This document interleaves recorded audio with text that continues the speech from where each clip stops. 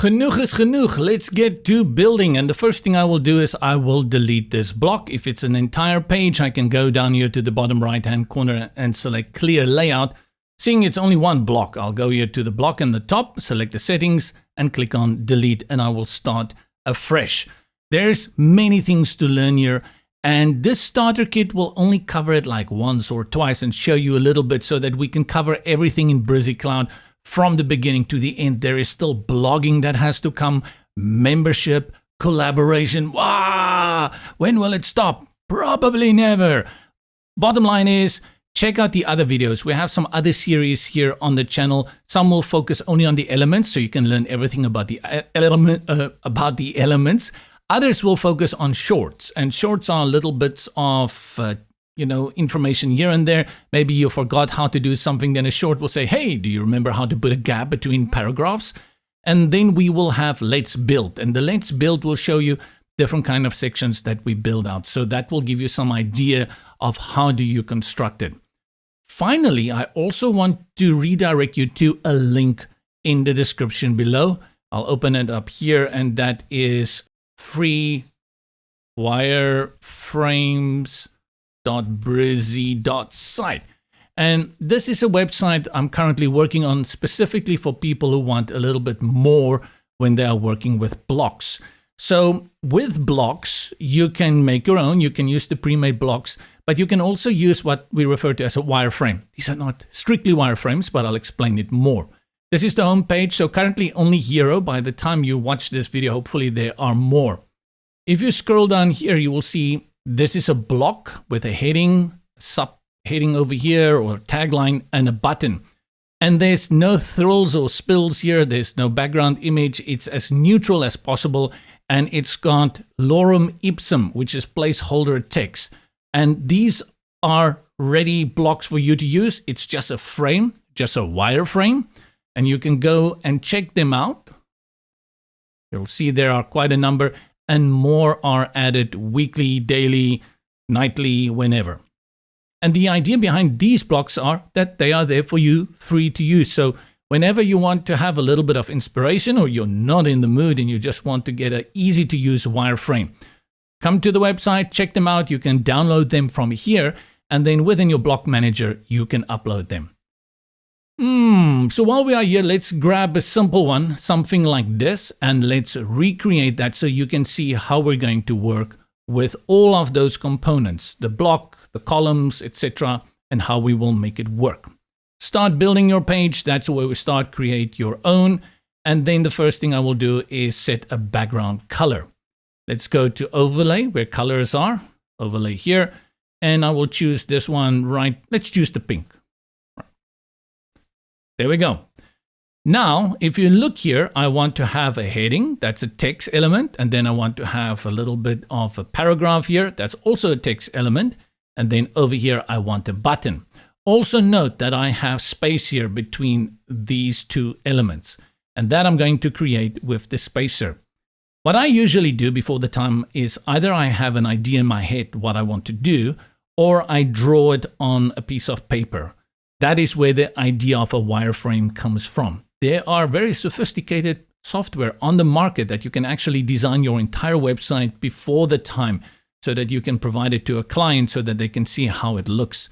Because I don't go that direction. I'm really on a paper kind of guy.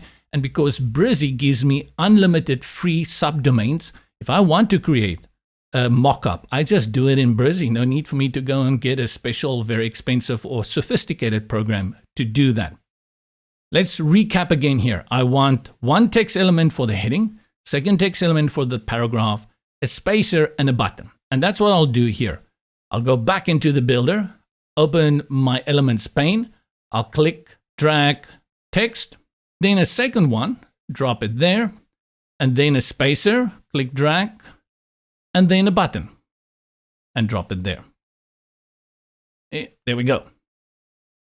Now, to interact with any of these, you simply click on it and you get the options toolbar.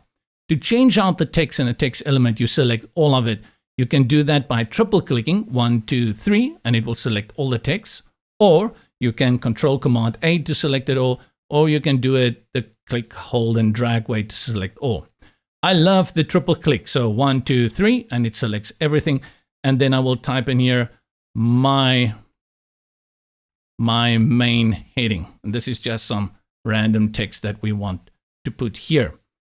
Let's align it to the middle, and that we do here from the options toolbar. You have the alignment options here in the middle, to the right, justified, to the left, and then in the middle. Change the font, and that we go over here to the T, which stands for Topography. And from here you can change to different fonts. You can upload new fonts from Google that are free, and you can make the settings over here. Currently it's set to overpass. Let's see what we have here. I will go with, let's go for Playfair Display. Something a little serify. That's way too small, right? We can't read that. So from the size option here, let me highlight the size and I'll type in something like 64. Let's see how big that is. That's good. I like that.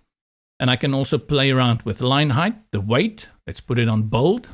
Let's put it on black, even thicker. And I think this is good enough. Everything for the topography. Let's click outside. Let's just have a look at the color. So I'll select it again. And then from the options toolbar over here, colors. And make sure it's on this one, this swatch here. Good. So we've got our color locked in. And there we have a heading. Next for this one, select all the text by triple clicking on it. And then type in something. This is the sub tagline text where I say something about my product or service, etc., etc. Let's align it to the middle. Go to Topography, and we'll also change it to Playfair Display. And 16 looks a little bit small, but it looks also very dainty, so I'll leave it there. But I want to change the color, so I go to Colors and then also choose this one over here. It looks better. A little bit difficult to read. Let me go back to T for Topography, and then under Weight, I will select Bold. Much better, I say. I'm going to increase it to 18. Now, how do I get it to break to 2 lines? You see, over here we have this one in 2 lines. Similar. I want that in 2 lines. You may be inclined to do the following. Put your cursor here and this, press enter or return on your keyboard. Do not ever do that. By doing that, you've actually created a new paragraph. It's not a new sentence, and it can create a lot of trouble for you later on. This is also not the way we do it in website design and building. Backspace to take it back to 1 line. And the way we break it into 2 is to add padding, which is space on the left and the right to this element. Padding you're going to find under Settings, Styling, and then you see padding over here. You will notice that there are 2 functions here. This one shows that the padding for the top, right, and the bottom and the left margins are linked, and this one will break them into their separate components. Just have a look what happens if I grab the slider and I drag it. As I drag it, space is applied at the top and the bottom, as well as on the left and the right. Because it only goes to 100, you cannot really see the impact of that. But if I type in 200, you're going to see it will now, still nothing. Let's try it again. Click on it, Settings, Styling. Let me try 300. And now it starts to break into 2 lines. So what I have here is 300 pixels of space at the top, on the right, at the bottom, and on the left. But that's not what I want. I only want that space on the left and on the right. I want the top and the bottom to remain as they were. What we do is we de-link these sides by clicking on this icon. And now you see we have access to top, right, bottom, and left. Let's just drag them all the way to the left. Basically take out all of those settings. I'm not going to touch the top and I'm not going to touch the bottom. So I'll work with the right and the left. You did see though, if I just use pixels and I drag it, it doesn't really affect anything. Easier one I like to use is the percentage value here. So if I click on percentage and I type in 20, it means from the right side, my text is now pushed 20% from the border over here, from the right border. And now by adding another 20% on the left, I will break my text line into two. So we click on the text, go to settings, styling, and then go to the left, put it on percentage, also add it to 20. Let's see how that works. It still didn't break. So 20% space here, 20% here. We have to increase it. So I'll add it 25. 25. And I think I need a little bit more. So let's go for 30. 30%. 30%. That looks good. Click outside. And we're getting there. Our spacer, click on the spacer to interact. And you can see that's little, what do we call it? Sizing handle appears again there. If you click, hold and drag, you can add space. Or you can go to the settings and over here, you can manually enter the space value that you want. Currently it's 250 pixels and I actually think not bad, Nigel. I think that looks pretty good. Let's look at what we can do with the button. So click on the button. And the first thing I will do is change the text. So to do that, I'll double click to select all the text and I'll type in view more. Now let's see what happens if we go all the way to the left. Here is the button options. Select that. And we have a number of functions here. The size of the button, we can make it larger, medium, small. Let's put it on medium. We can choose to be an outline button or no outline and border background. Let's keep it to fill. And then you have control over the corners, sharp corners or rounded corners. And then here you can also change the icon. So let's take this one out, delete it, and then click on the plus to bring in a new one. And look at this massive icon library that you have. And if you're using Brizy Cloud Pro, you also have additional icons to play around with. So I said view more. Let's see if they have something like binoculars. Yeah, they do. It doesn't look like binoculars. It looks like a runway at the airport to me. But anyway, let's change that. And you can see it adds that over here. And I can change the position to the left. Okay, that really looks like a runway or someone's bell bottoms. And the size of it. And then the three dots always give you custom control over it. Okay, I can maybe see the binoculars there. Let's put it back on 16. And then you have this spacing that gives you that space between the icon and the text in your button. Let's go to topography because we want things consistent. So I'll change the topography here also to Playfair display. And then I'll increase this to 16. It's already on bold. I think I like that. That works for me. Change the color of the button. Click here. And you will notice that here at the top, we have 4 tabs to choose from: background, text, border, and shadow. I'm going to change the background to this dark color that we've used. Then click on text. And then for the text, I'm going to put it on the same pink that we've used here on the background.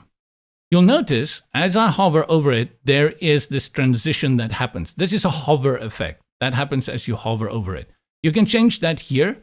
And that is done through these 2 little tags that stick out here on the left. This is the normal default view.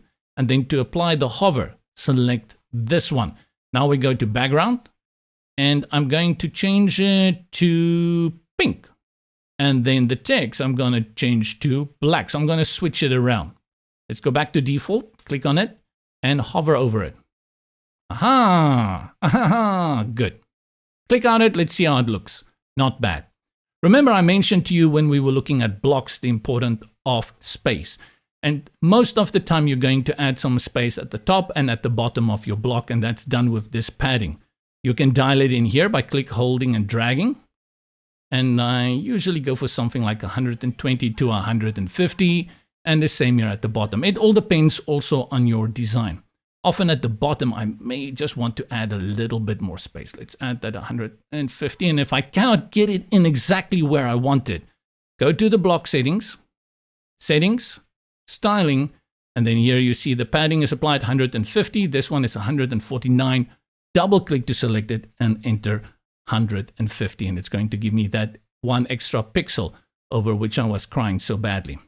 Let's close it, click outside, save your work by updating here at the bottom or hitting Control S, Command S on your keyboard. And let's go and preview what we have here. Anticipation. And there we go. That's how you create your own stuff. And there's my button with its hover effect. And like I had showed you earlier, there are stuff like animation, loads more what you can do here. Having done this and having looked at it this way, there is something that has happened in the last couple of years. Well, more than a couple, it's almost 5 years, but it took some time. But now it's very important part of designing any web page. And that is what we call responsive design. This kind of design here, which we can view here on the front end, is very typical of any desktop or laptop that you are used to. When you sit at home, the traditional computer screen you are used to, this is how it looks in a browser, whether it's Chrome or Edge or whatever. But you know that most of the day you're spending on your cell phone, you don't view it on a big screen. You view it on a mobile device or sometimes on a tablet. And this will look very different on those devices because you have to consider different kind of styling for those devices. And that's what responsive design is all about. So though we've created this excellent hero section for whatever page we are building, we need to consider how this is going to look on a cell phone device and make changes so that it can look presentable on those devices. That we will cover in the next video.